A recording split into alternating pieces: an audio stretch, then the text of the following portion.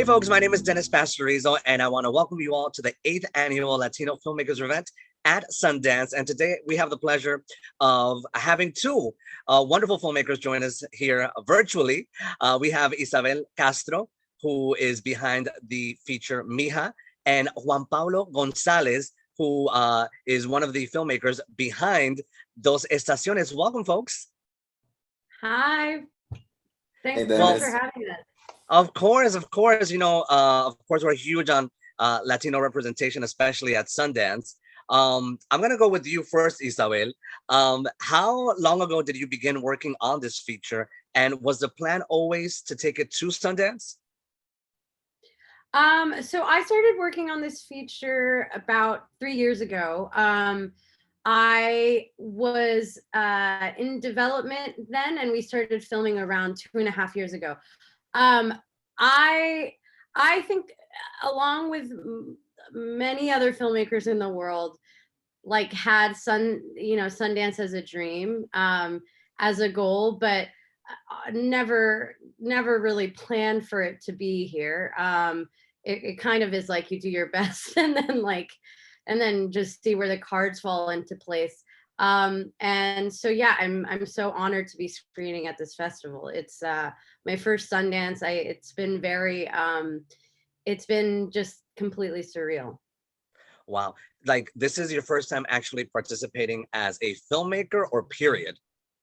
As a filmmaker, I went once, 1 year in person, and I tuned in last year on the virtual platform, but first time as a filmmaker, first feature ever. So it's a year of many firsts. Wow. And, you know, we've been speaking to a lot of filmmakers, you know, throughout these past couple of days. And like, what kind of challenges, you know, were presented to you when trying to not only make this film, but also present it as a possible candidate to be, you know, featured as part of this film festival?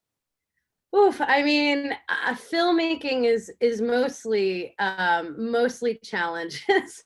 I think that the challenges are relentless. The failure is relentless.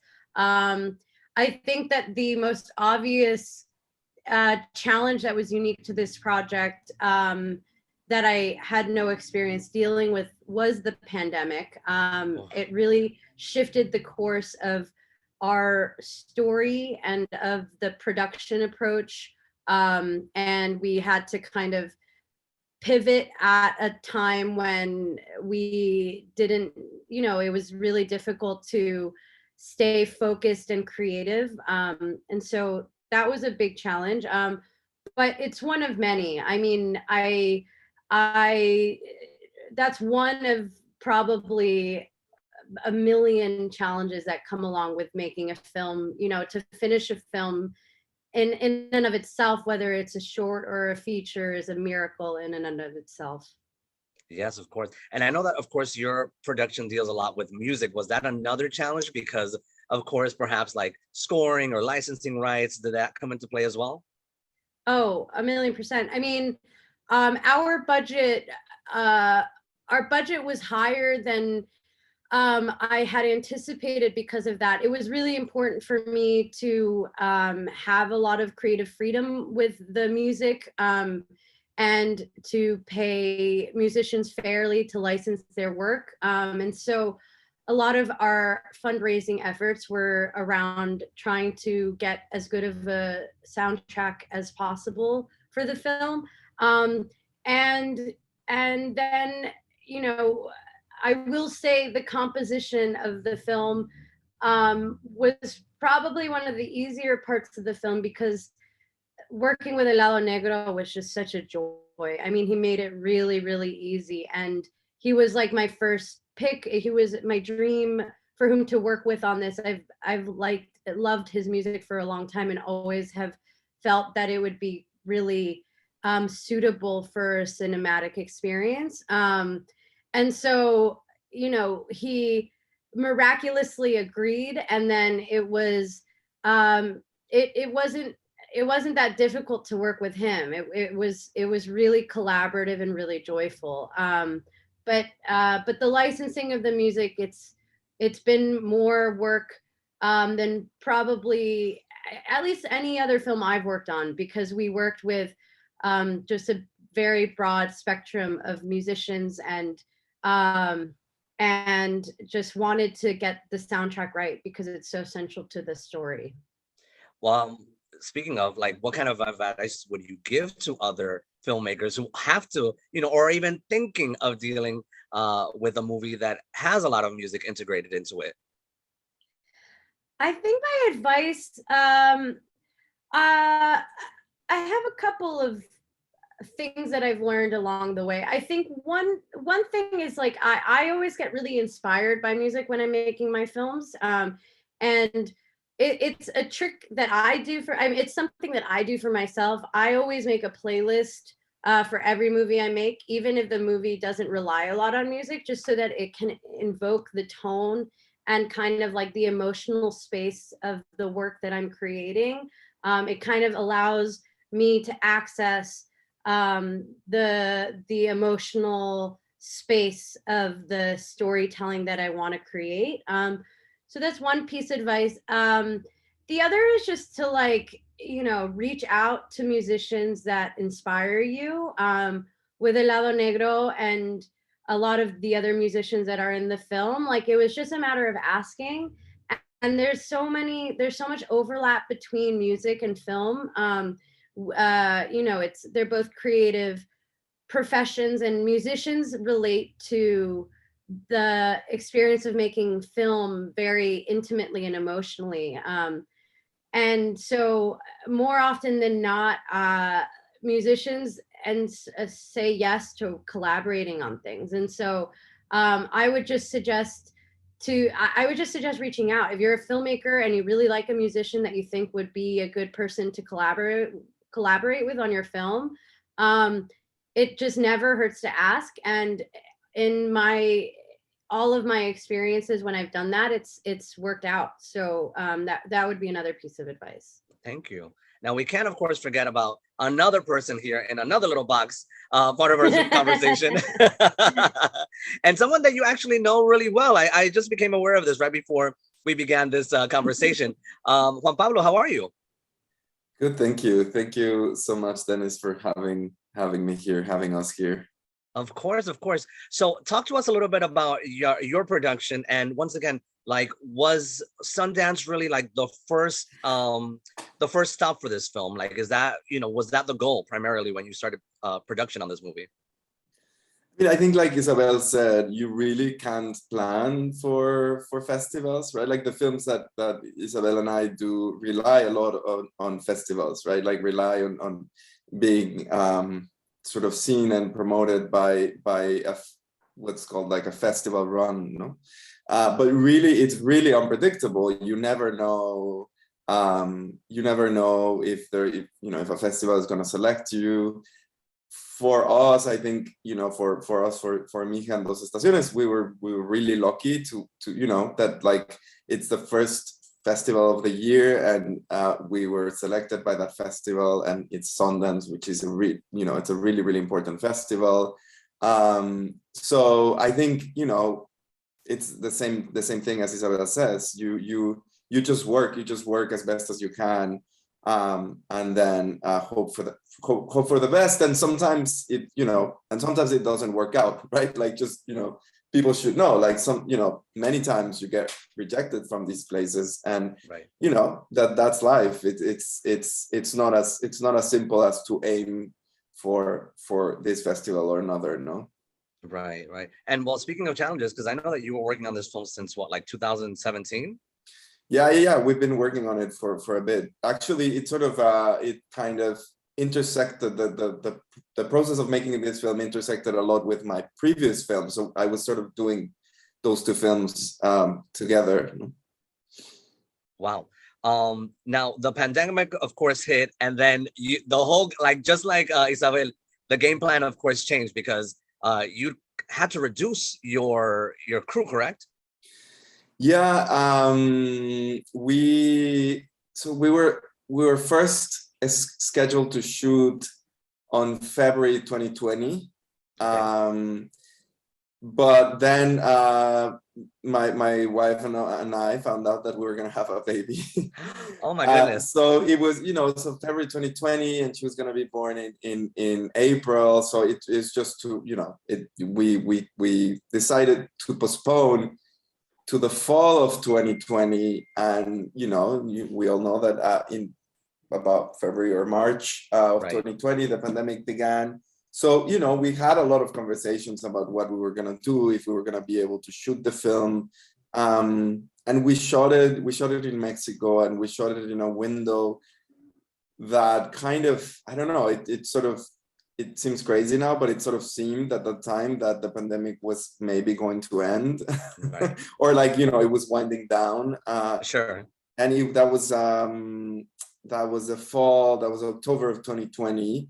So a year ago, more or less. And yeah, I mean, many things had to change, but mainly we had to reduce the crew more or less in half, which I must say, I really liked that. I come from a documentary background, and I work, in my documentaries, I work with, 2 or 3 people at the most. 3 people beside me is already too much usually for me. So, we went from maybe 40 people to about 45 people to about 25 people in the crew, 30 people in the crew on and off. And that felt really nice for me. Of course, it had its complications, no? Can you give us an example of perhaps the one of the biggest ones, or one of the biggest challenges for you, during the whole filming process? Yeah, I mean, first of all, we had, so besides the crew, also the budget was reduced because we had to have so many COVID protocols, right? So that was actually an issue for production itself, because then we had less of a budget to do certain things that maybe we wanted to do, like hiring certain extras or even shooting certain scenes that we weren't able to shoot, no? So that was a big issue for us. I think one thing that was an issue and not an issue was that we all had to live together. We all had to share the same space. The whole crew lived in 3 different houses that were nearby that we rented. And that was, it was intense, because most of the crew were sharing bedrooms, showers, and after a whole day of working together, then having to share those spaces is intense. Personally, Sure. It also gave us a lot of, it also made us really close to each other, which is really nice, no? But it had its challenges, of course.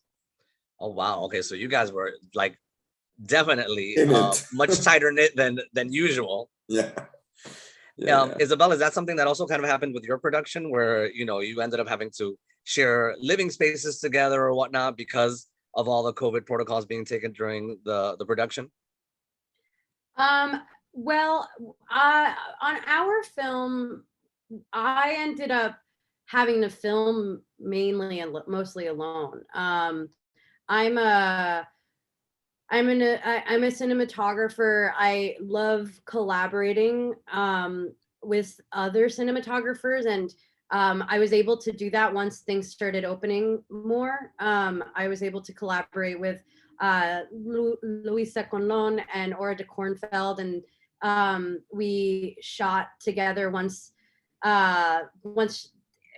like it just felt safer. But for most of the pandemic, initially it was because of budgetary reasons. We were still in the process of raising money for the film, and then the pandemic hit, and I basically ostensibly quarantined with Doris. I mean, we live 10 minutes away from each other, but most of the film is shot just me and her, or me and her family. So the crew was very small. And then over time, again, it wasn't just the cinematographers. Tabs and Yesenia, who are both producers on the film, would occasionally kind of, be field producing as well. Yesenia, when we were shooting in Texas, came along with me on all of those trips, and it was just the 2 of us for a lot of those. So for us, it was slightly different in the sense that because it's a documentary, like we had very, very, very tiny crews. And then we're able to make it bigger once things started feeling safer. And well, I mean, you've mentioned like fundraising several times. Like, how long did it take you to like acquire all of the funds for this, and how did you go about obtaining those funds? Because that's super important as well, for filmmaking. And in addition to that, like insurance and all these other things that perhaps new filmmakers don't even imagine that they have to acquire to be able to even start production. Yeah, no, I'm glad you asked that question. I really hope that there is a trend of talking a little bit more transparently about film financing, because it's really difficult. And for first, for beginner filmmakers, it can often be kind of confusing as to how to go about it. And to answer your question about the amount of time, I mean, the film was started because I have a fellowship with Concordia Studio, and they basically gave development financing for the film. And so that initial kind of financial and structural support was really crucial for us, and allowed us to basically shoot enough to come up with a sizzle. So we edited I think like an 8-minute sizzle, made a deck, and then took it out to a mixture of equity financiers and granting organizations. And for filmmakers that are newer to kind of all this language, equity financing means that people put in money into your film hoping that they might make it back if the film sells. And then granting is typically, it's also known as soft financing, meaning that you put in money, that they give you money but don't expect to get it back.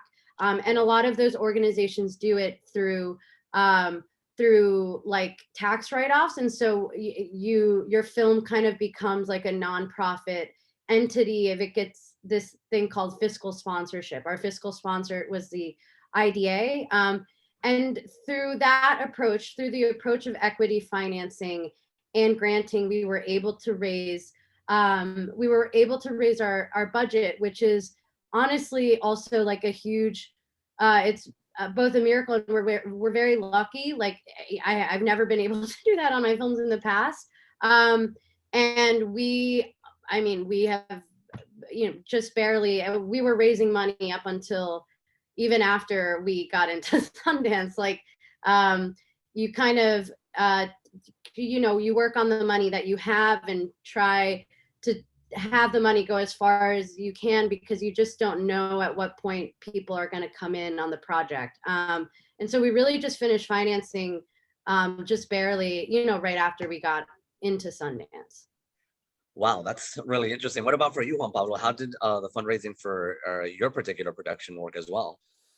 I mean, it was a kind of similar but different, because similar to Mija but different because most of the financing that we didn't get through grants, we got also some financing through grants, but most of our financing, since we are a Mexican production, came from the Mexican Film Institute. I don't know if some of you are familiar with that, but if you're Mexican and you're making a film in Mexico, and sometimes even if you are not, but it's obviously easier if you're making your film in Mexico and you're working with Mexican crew, etc. You can access government funds. So the government basically invests on your film, no?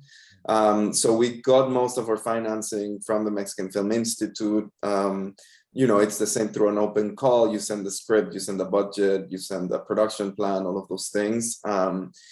And then after we got that funding, we got a co-production with France.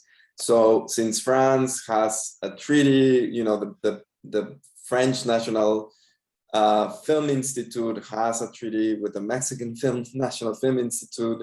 that, you know, if you're funded by the Mexican Film Institute, you can access these co-production funds, they're called. So we applied for a fund in France. We got part of our financing there, and that's sort of like, you know, you could think about equity financing as that, because it's actually like investment. It's just from governments, but it is investment on your films, so they own part of your films. Oh wow. And then some grants. Wow. So I mean, other than the money, does the government in France have like other say in the production of your film, or do they just deal with the financial aspect of it? No, it's sort of like when you present the project, and once you win the financing, they don't have any decision on creative aspects of the film. They do monitor the films really closely, especially financially. You know, they make sure that everything that you said was gonna be spent, you spend it on what you said you were gonna spend it. So that's very, you know, that is a very kind of, they audit basically the films with reason, of course, but they don't have any creative input on the films. And they have some like crew quotas, if that makes sense. It's like, okay, if you're working with France, then there's a certain number. If you have a French co-production, there's a certain number of French people who have to work on the film. No, so for example, for us, we did all of our post-production in France. We did our sound editing, our sound mixing, our sound design, color grading. So all of that was done in France because of the fund, you know. Wait, so how does that work though? Because now you're dealing with people from another country. Are they speaking Spanish? Are they like, you know, is there any sort of language barrier there? Well, you know, there is a long history of these funds, and there are many people, you know, many producers that sort of specialize, especially in France, Germany, the Netherlands, Spain, and other countries. You know, there are producers who do this very often. Most of the producers actually who work with Latin America in France speak Spanish or Portuguese or both. Like our mix, you know, the mixer of the film spoke perfect Spanish, so I would speak Spanish with him. The color grader spoke perfect Spanish. They're all French, but most of them spoke Spanish. Our co-producers speak Spanish. A lot of them also speak English. So it's interesting, you know, like I'd never done that, but once I got into that world, I was like, oh my God, there's like a whole sort of infrastructure around this that, you know, goes beyond just like legal treaties, but actually people who like really like working on these projects, and they learn the language, and you know. Because I mean, you shot in Jalisco. Was the idea always to film in Mexico because of the support that you were going to get from the Mexican government? I mean, obviously, I can't imagine you doing this type of film, given its subject matter, in any other place. Yeah, no, of course not. I mean, yeah, it was always the idea to shoot it in Mexico, no matter where we got the funding for the film.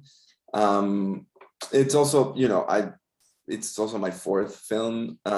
This was shot in a specific town in Jalisco, in Atotonilco el Alto, and I you know, I'm originally from that town, so I shoot all my films there. My previous film was shot there, and my two previous shorts were also shot there. So yeah, there's also that. Nice. Talk to us a little bit about the casting process as well, because, you know, the lead actor is a professional actor, but a lot of the people that you used for this production were not professional actors. So what made you decide to go that route? Well, you know, I mean, there are different reasons. One important reason, I think, it's, you know, there's so much. I think language is a really important. You know, it's a big factor for me. Language in the sense of like sort of the vernacular, right, of the region. I think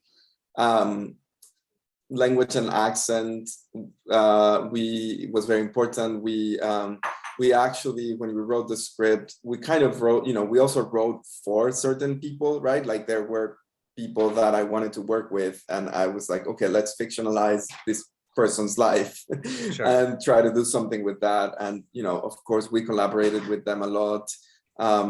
We even rewrote all of it. I mean, a lot of the dialogues are rewritten.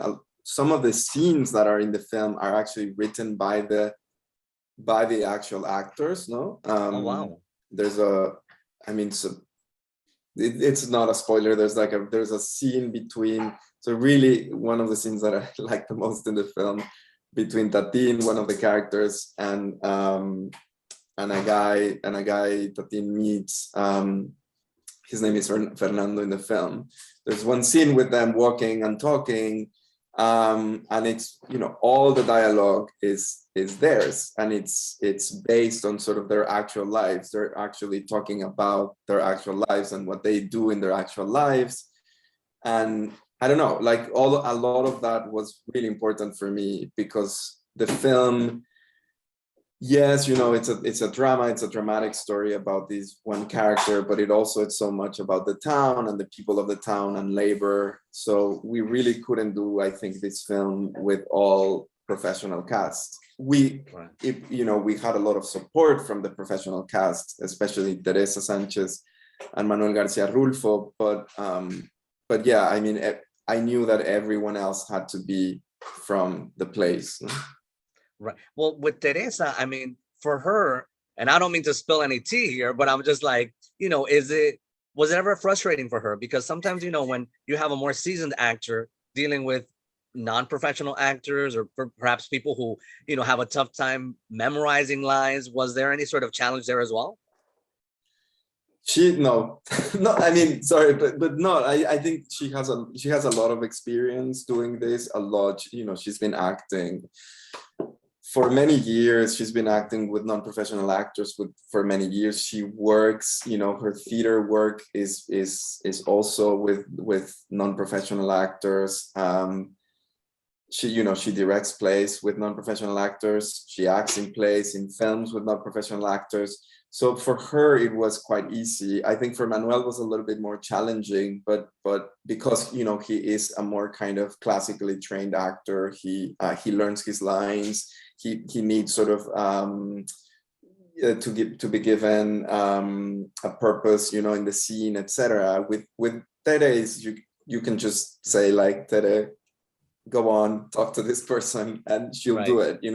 With Manuel, it was a little bit different, but one thing that was really important about Manuel, he's a Hollywood actor, but at the same time he is from that region, no? So he knows the accent, he knows the people, he has experience in different farms because of his family.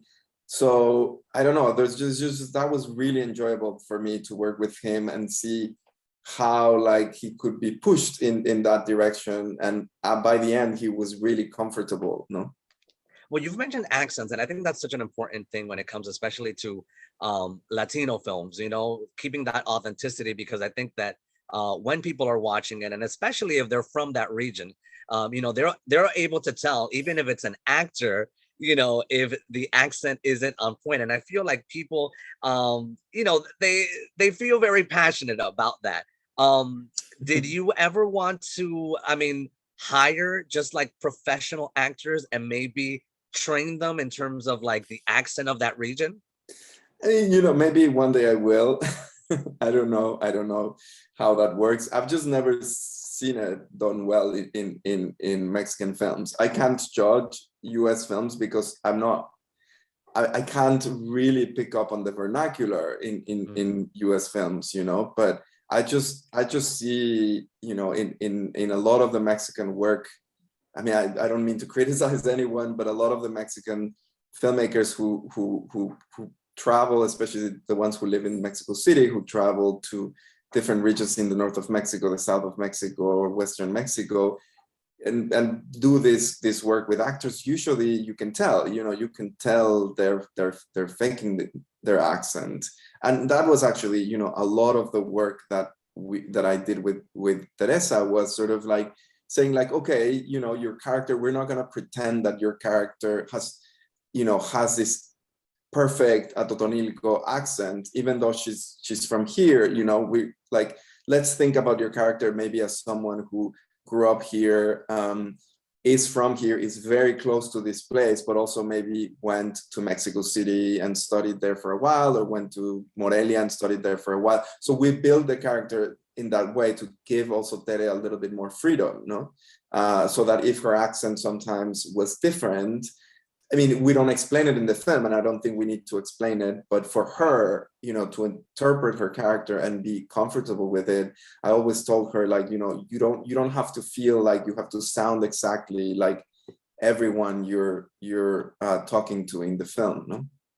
Right. And you know, just going back to like the realism of the film and whatnot, how much of this was inspired by like your family's experience, because they're also involved in the same business that you're, you know, talking about, that you're featuring, you know, in this production?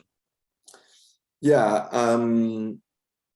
you know, my family, part of my family, my father's side of the family has been living in this region for centuries.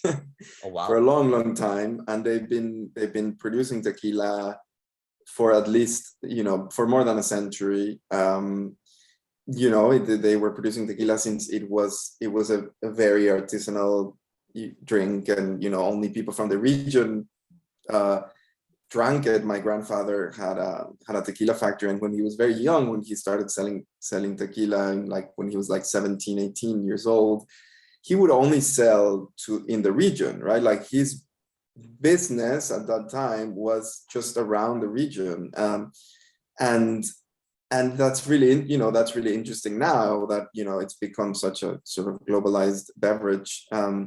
But I grew up, you know, the house that I grew up in was like an apartment.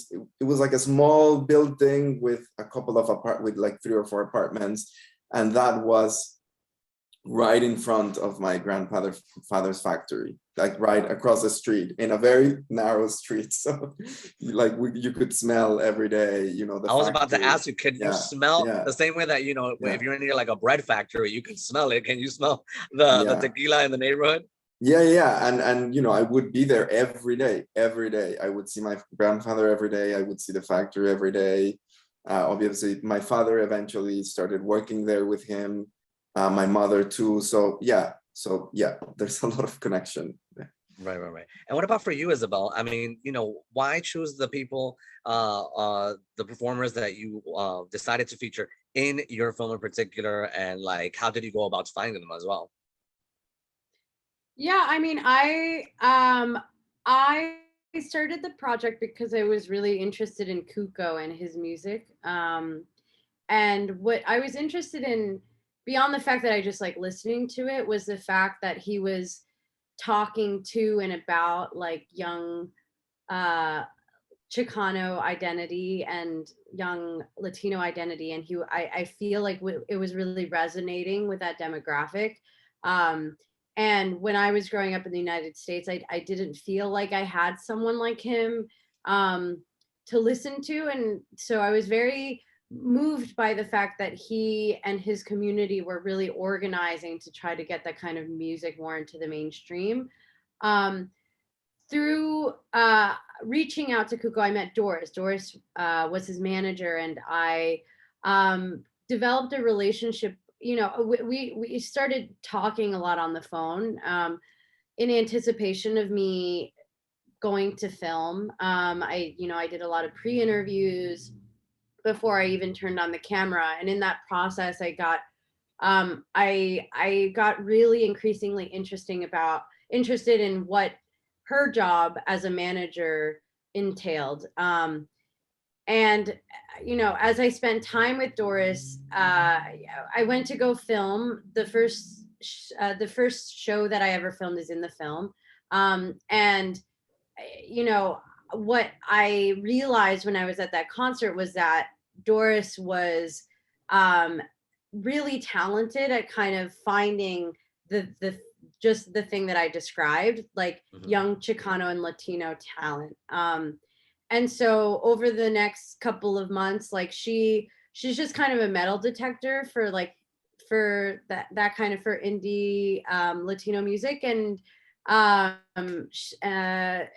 so in the course of filming, she discovered the musician Jax, she was like on an Instagram rabbit hole. Like she was just on her Instagram and she found her, and she started listening to her a lot during the pandemic. And I would often ask her what she was listening to. And when she showed me Jax's music, I first of all got really hooked. And then I reached out to her and spoke with her and realized that there were just like a lot of parallels between her story, Doris's story, and that I felt like that it would be a good addition to Doris's story in terms of talking about the experiences of being a young Latina musician or aspiring creative. Now, what, like, going back to the festival, what was it like for you guys where were you, I guess, when you found out that your production in particular, this is for both of you, was going to be part of this festival, and what was the reaction like? I was in this room. I was sitting on that couch right there behind me. The way that it works is that as both Juan Pablo and I discussed, like, you make the best film possible. That's what every filmmaker should really be focused on. As much as I love this experience in Sundance, you just can't control those things. And so your only job as a filmmaker is to make the best possible film. Then you submit it, and then you hope for the best. And the way that Sundance works is that there's basically like a week or 2 weeks in which you can anticipate finding out if you get in. And traditionally they give you a call. Like, people have and that week or 2 weeks is really, really stressful because you're kind of just like trying to carry on about your life. And we were still finishing the film. We were still editing it.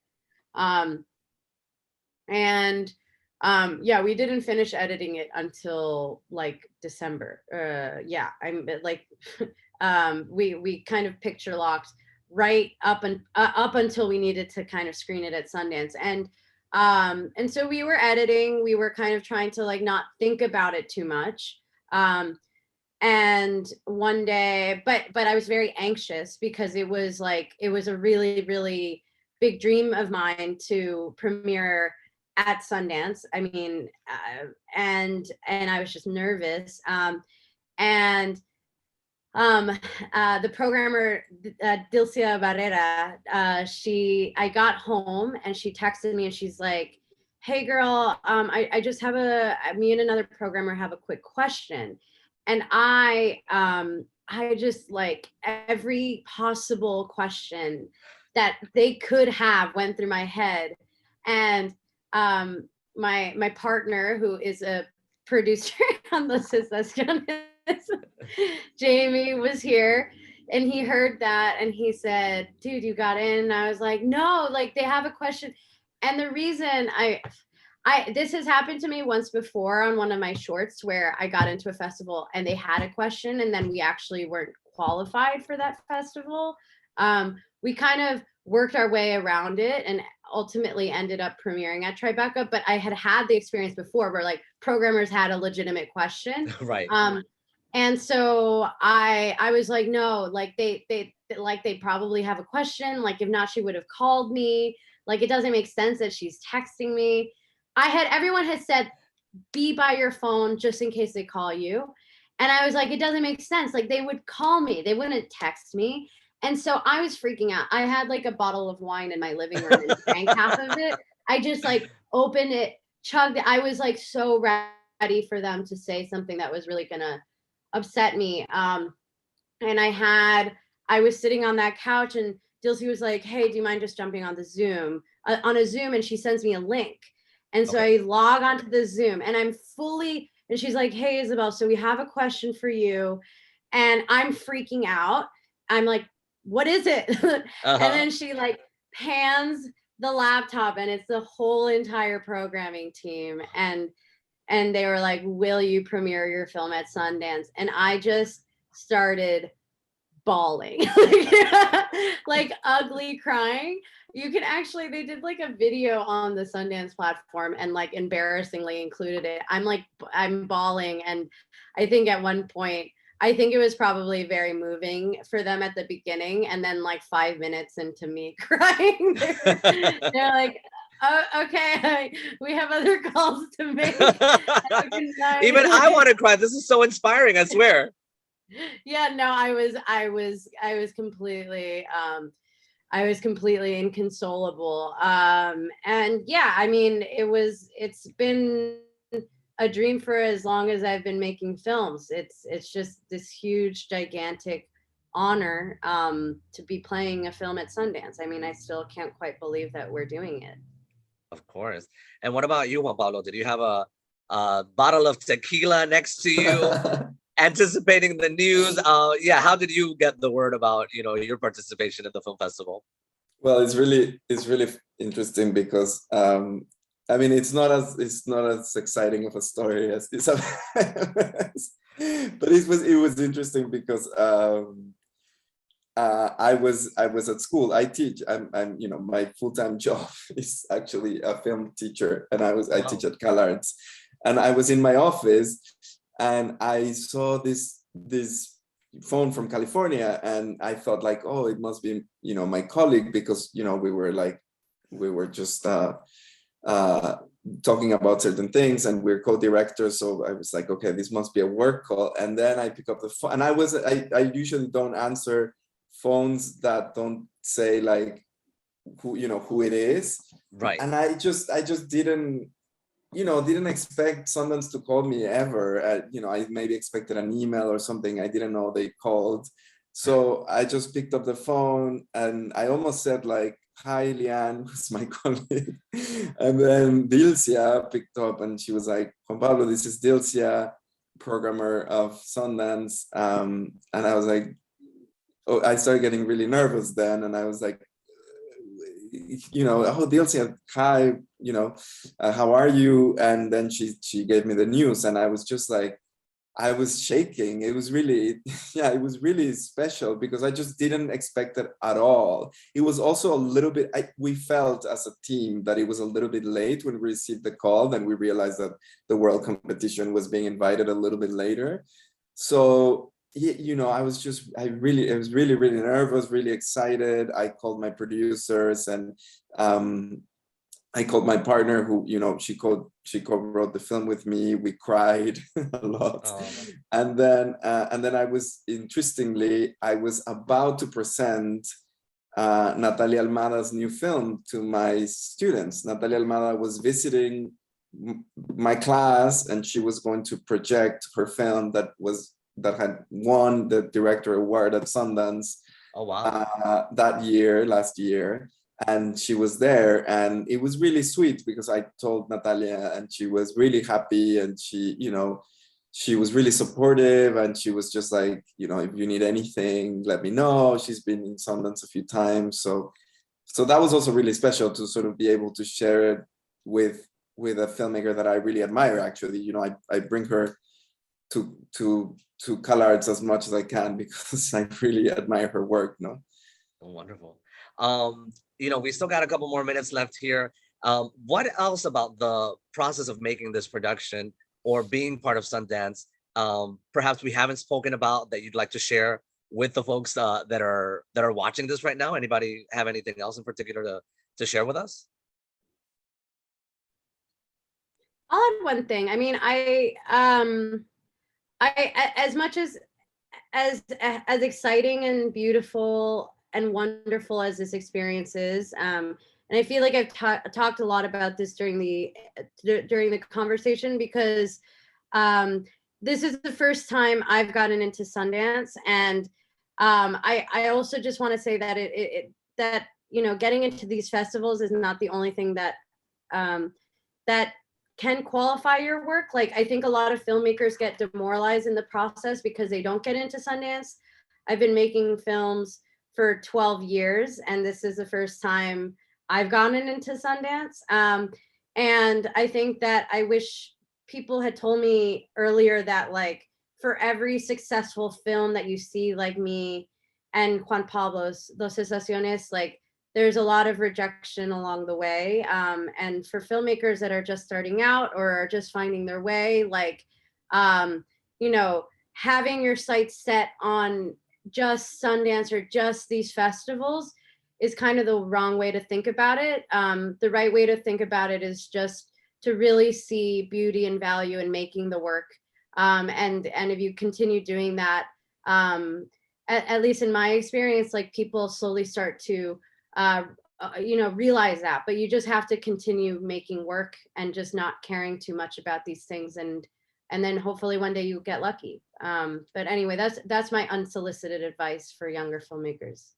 And so that being said, you had submitted before, is that correct? Oh yeah, I mean, every film I've ever made. I've made I've made 3 shorts. And my first short I worked on for 4.5 years. The last 2 I worked on for 2 years each. Shorts can sometimes be just as much work as features. And none of them, you know, none of them got in, but I just say that because as exciting and beautiful and wonderful as this is, I think it's important for filmmakers to hear that that making the work itself is always the biggest priority. Sure. And Juan Pablo? Yeah, I mean, I would echo that. I've made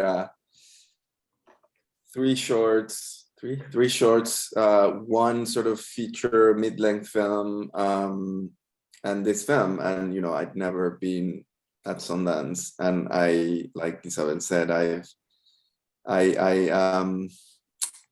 have there's so many rejections on my inbox.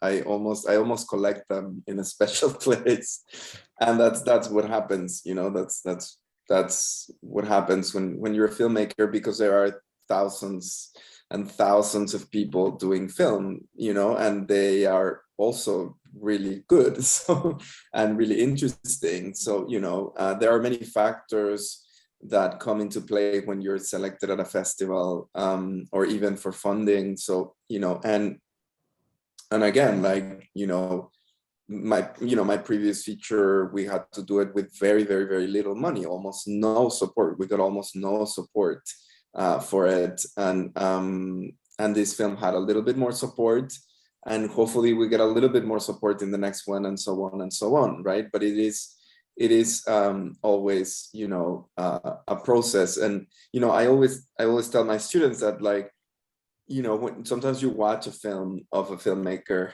and you love that film, you know, and you've never heard of that filmmaker, but it's, you know, maybe you watch it and it's their 4th film or their 5th film or their 3rd film, and suddenly you enter, you know, the sort of creative life of that filmmaker. You want to see their previous work, you know, you want to see whatever they're doing next.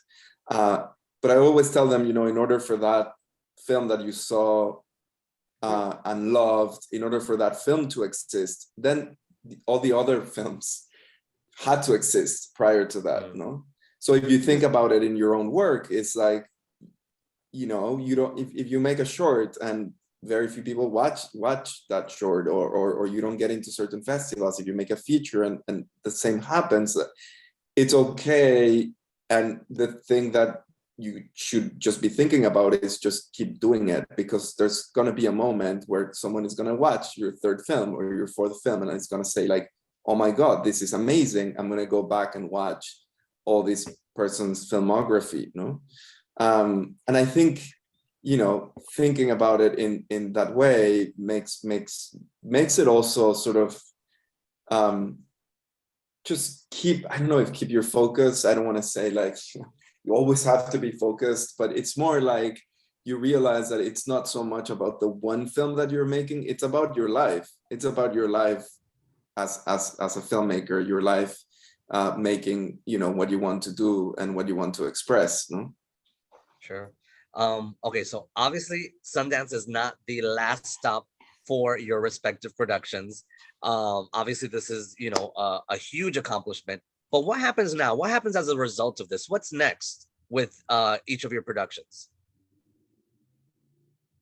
Isabel, you want to go first? Sure. I mean, we're figuring out distribution. We want the film to reach as wide of an audience possible. And though festivals are really fun, they've never been central to my work. I've always found it really important to put my energy into distribution.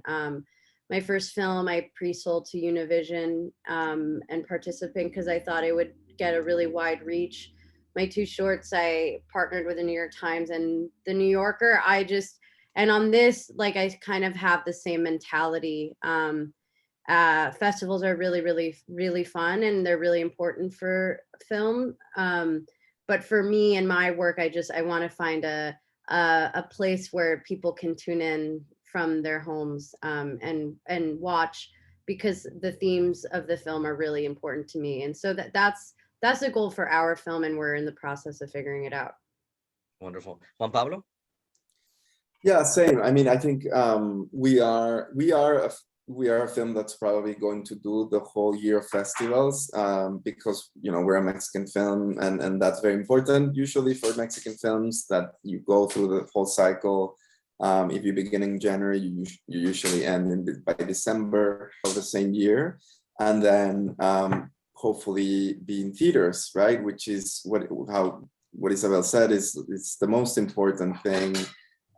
You know, when we heard about Sundance being online, we were really sad. But at the same time, someone in the team, you know, who's more experienced, told me, you know, at the end of the day, festivals, they're amazing, but they are, you know, if the Sundance Film Festival would have happened in Park City, only a few people would be able to attend, right? Like, it's only a kind of few selected people that can actually go and watch the films there. The important thing is that the films get released, like Isabel said, and they get distribution, and they go to your town's theater, Right? or they go to a platform where people can actually, where, you know, a lot more people can actually watch the film.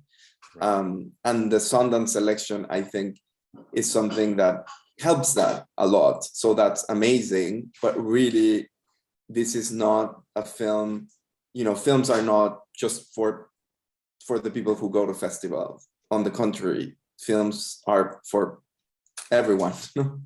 Definitely. Well, on behalf of Latino filmmakers and myself, I just want to thank you both for your time. I know that you guys are really busy this week, of course, with everything going on with Sundance, but we really appreciate you guys taking out time out of your schedule to speak with us. And we're sending you good vibes for your productions, all right?